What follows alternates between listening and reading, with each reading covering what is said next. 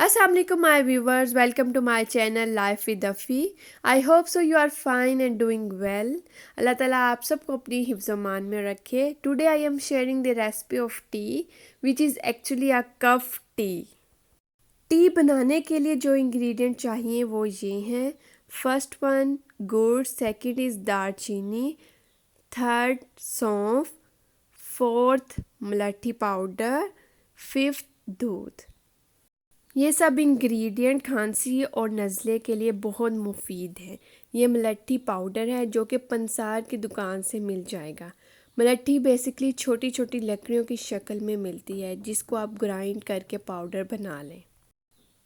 ये सौंफ है जिसको फेनल फ्रूट भी कहते हैं, इसको ग्राइंड करके पाउडर बनाया है. ये सब इंग्रेडिएंट चाय बनाने में इस्तेमाल होंगे. एक सॉसपैन लें और उसमें हाफ कप पानी डालें. जैसे ही पानी बॉयल हो इसमें चाय के तमाम इंग्रेडिएंट्स को ऐड कर दें. कहवे को कुछ देर के लिए बॉयल होने दें ताकि सब इंग्रेडिएंट्स का कलर पानी में आ जाए. फिर इसमें गुड़ ऐड करें.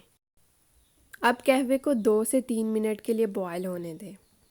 यहाँ मैं 2 कप की सर्विंग के लिए चाय बना रही हूँ, तो इसमें मैंने 1 चुटकी मलट्ठी पाउडर ऐड किया है और 1 चुटकी सौंफ ऐड किया है. अब इसमें दूध ऐड करके बॉयल करेंगे.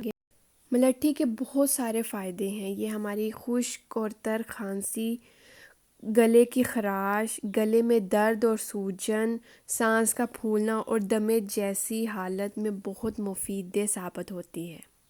मलट्ठी के इस्तेमाल से जल्द ही अफाका होता है.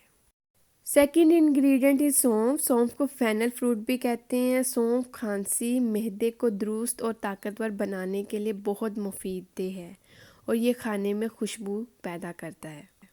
दालचीनी में कैल्शियम और आयरन पाया जाता है और ये नज़ले और खांसी को ठीक करने में मददगार साबित होती है.